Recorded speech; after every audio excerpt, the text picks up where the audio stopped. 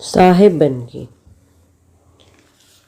अक्सर हम देखते हैं कि दुख में व्यक्ति को जो कहे वो करता है, पर विश्वास कहीं पे नहीं होता, किसी के ऊपर नहीं होता। किसी ने कुछ कहा और किसी ने और कुछ, वह सब कुछ करता है। सब पूजा अर्चना, बंदगी, मंदिर जाना, तीर्थाटन करना, जो कहने में आए सब करता है, पर श्रद्धा किसी पर नहीं। जो भगवान की पूजा करने को कहे वो भगवान की पूजा करता है, जो कर्म करने को कहे वह करता है, पर साथ में भाव और श्रद्धा जुड़े तो वह कर्म अवश्य सफल होता है। पर जब दुख में होता है तब न उसमें भाव रहता है, न श्रद्धा, न विश्वास। बस करता है, कर्म करता है, फल की आशा रखता है, पर श्रद्धा कहीं नहीं। ऐसे ही एक व्यक्ति की बात है। वह व्यक्ति जीवन में दुख और मुश्किल का मारा 2 वक्त की रोटी भी नहीं मुश्किल से जुटा पाता था। उसे एक संत मिले। उसने कहा, तुम कृष्ण की पूजा करो, वह अवश्य तुम्हारा दुख दूर करेंगे।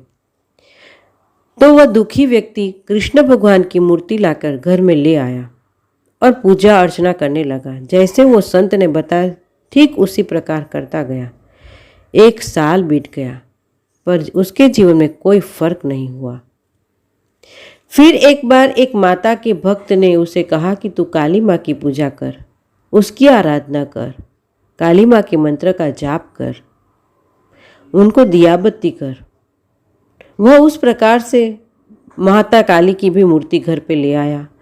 वही कृष्ण भगवान की मूर्ति के बगल में उसने माँ काली की मूर्ति रख दी और जैसे उस माता के भक्त ने बताया था ठीक उसी प्रकार सब विधि विधान करने लगा।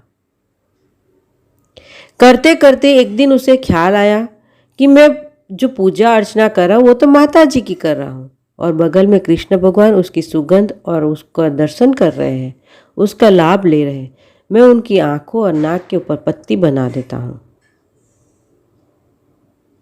जैसे वह कपड़ा लेके नाक के ऊपर और आंख के ऊपर कपड़ा बांधने गया कि तुरंत ही कृष्ण ने उसका हाथ पकड़ लिया। तब उस व्यक्ति ने कहा, इतने समय से मैं आपकी पूजा करता था, तब तो आपने कुछ नहीं किया, आज अचानक से मेरा हाथ पकड़ लिया। तब कृष्ण भगवान ने बहुत सुंदर उत्तर दिया। कहा, अब तक तुम सिर्फ मूर्ति की पूजा कर रहे थे, मूर्ति की अर्चना कर रहे थे। किसी ने कहा बस उस हिसाब से विधि विधान में पड़े थे। आज तुझे पता चला कि इस मूर्ति में भगवान है और इसीलिए तू मेरी नाक और आंख बंद करने गया। तब तुझे पता चला कि मैं भी कोई चेतन हूँ। आज तेरी पूजा सफल हुई, आज तेरे अंदर विश्वास आया कि इसमें भी कुछ है और इसीलिए मैं आज प्रकट हुआ। आज तेरे दुख सब दूर हो जाएंगे। अर्थात जीवन में हम भी वही करते हैं, जो भी कुछ कार्य करते हैं उसमें भाव और श्रद्धा नहीं होती, बिना भाव भक्ति नहीं हुई, वह सब व्यर्थ है।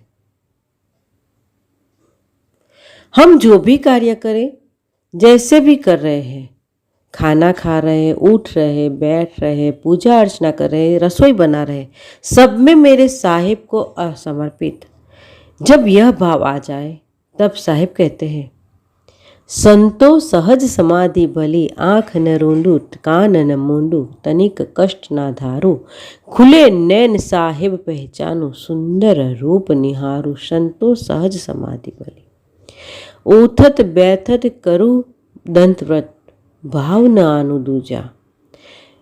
मैं जो भी कार्य कर रहा हूँ, हमारे जीवन में जो कर्म कर रहा हूँ, मेरे ईश्वर को समर्पित, मेरे साहिब को समर्पित, इस भाव से अगर हम जो भी करते हैं उसे करते जाएं तो पूजा अर्चना के बिना ही हमारी पूजा हो जाएगी और हमारी भक्ति सफल हो जाएगी, ईश्वर को प्राप्त हो जाएगी। आज इतना ही।